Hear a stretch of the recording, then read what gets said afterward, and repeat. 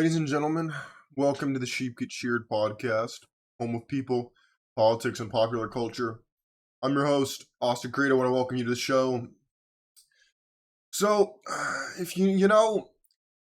I've been in a very interesting mood this morning.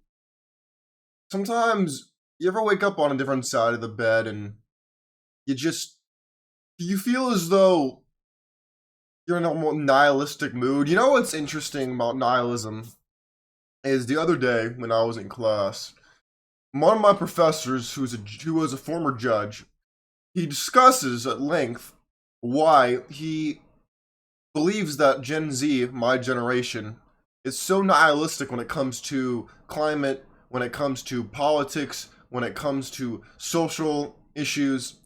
And it was very interesting to hear about, to be honest with you. Because older generations, we like to think that they're so different than us. We're so different from them. But you know what? When it is all boiled down, when everything that's fake, synthetic, inflated is stripped away, we're all just people, trying to do the best we can with the things we have. And the realization that it all boiled down to, for me, at the center of the Tootsie Roll, or the center of the Tootsie Pop, as the old owl in the commercials used to say, is the truth hurts. That's what it all comes down to. You have men like George Orwell talk about Big Brother. You have the series like The Matrix. You have these ideas from Rene Descartes about the manipulating demon, if you've ever heard of that theory. We live in the same world and on the same plane of existence, but yet so many of us see and interpret reality differently. So, in a sense, we all have a different interpretation of what we see, but that does not change what it is we actually see. For example, I could see a rainbow. You can maybe see the color blue, but you don't see all the other colors. But you don't, even though you're looking at the rainbow, you don't see it as a rainbow per se, but I do. You see how, that's not the best analogy in the world, but when it comes down to it, the world is full of harsh realities, and part of people's inherent nature, in my opinion, is trying to do something about it. We all want to do something. We want to be a hero. We want to be the person that's going to change the world. For God's sakes, look at the movies. And almost every movie ever, to the 90th percentile, all I see is, we have to save the world. I want to save the world. Or we're going to save the world. As if that's exactly what everybody wants to do. When there's an old saying that he who has saved a single life, it is as though he has saved the entire world, because he saved one person's world. My friends, the truth hurts. A lot of people like to be sold a dream. They like to be sold a fantasy. They like to be sold the idea of, you can have free this, free that. Love is what everyone needs. No one's gonna try to take advantage of you.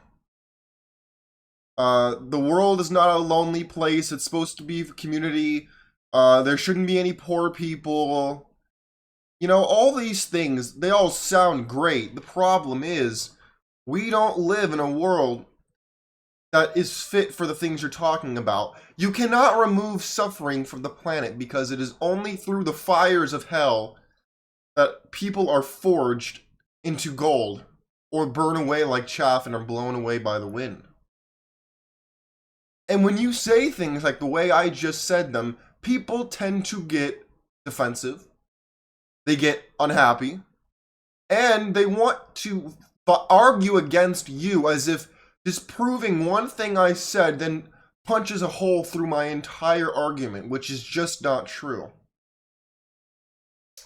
I had a very great discussion with my best friend last night, and it also provided me with a very interesting, uncomfortable truth. That me, despite the fact that I think that I am ahead of the game on a lot of things, I don't know everything, And it also has come to my attention that it's often not what you say, but how you say something that matters. I mean, I've heard that before.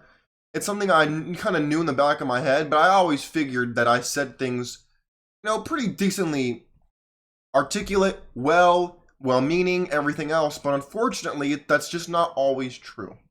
And you never want to go out of your way to hurt people, because at the end of the day, it's not worth your time in the first place. And secondly, my friends, I want to really adjust your perspective, as mine is always adjusted, because the truth is not just something you see once and then never have to really look at in detail again. Your life will change. The circumstances within your life will change. The people will come and go in your life. And you need to be able to not fall for a fantasy. You need to be able to tell the truth. You need to be able to see the telltale signs of the truth. Now, the whole field of philosophy is directed towards truth seeking. So it's not just something that you'll find and then never have to look for again. I wish that was true, but it's just not. It's not how it works. But you need to question everything that's told to you. I mean, I did a show yesterday about Trump and how people see Trump as this icon of, ooh, oh, he's so bad, he's so evil and all that. But then you gotta really ask, wait a minute, why do so many people want me to think he's bad? Just like, for example, there are so many people today in America and around the world that don't like the Jewish people because of what's going on in the Middle East. But what they don't understand is the Jewish people have the most Nobel Prizes of any people in the world, number one. And number two, they're God's chosen people. And even though I'm not Jewish by faith, my family is Hebrew ancestry. And then I see videos on TikTok about these social justice warriors denying entry of an older Jewish woman to a bathroom in a restaurant that she paid for a meal for. And then the first thing that comes to my mind is what the Nazis did to the Jews with the swimming pools. That's how it started, by the way. And then before you knew it, there were the camps. My friends, the truth hurts. And so if you think of the most painful possibility, it's probably the truth, or the closest thing you'll find in the moment. And I know you don't want to hear that. You want me to tell you that the world is a great place, full of wonderful people who want the best for you. The problem is there are very few, if anyone, who actually fits that description. And you can call me cynical, you can call me unhappy, bitter, whatever. Call me any name that makes you feel better, because at the end of the day, that's what it's all about. You trying to make yourself feel better about what's going on in the world around you, whether it's your fault or not. And that's how we survive through life, quite frankly, is living in a reality of our own interpretation. And it's like living in a giant bee hive. And we all live in our own little cell, but we all are still part of the same hive. My friends, I don't want you to walk away from the show today being depressed. What I want you to walk away from the show is understanding that if you feel hurt by the truth, if you feel hurt by circumstances in your life, it can only get better. And I want to encourage you to continue the fight. Because it is only through fire that real metals are forged. It is only through the hardest times in your life that you will actually accomplish something. For example, you want to know some harsh realities? I could tell them to you right now. Number one, if you're a dude, no one cares about your problems. Number two, if you're ugly, people are going to assume that you're no good.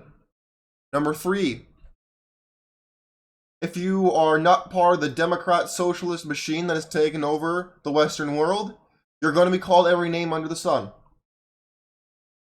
Number four, if you don't support women and everything that they say, you're going to be called a bad man.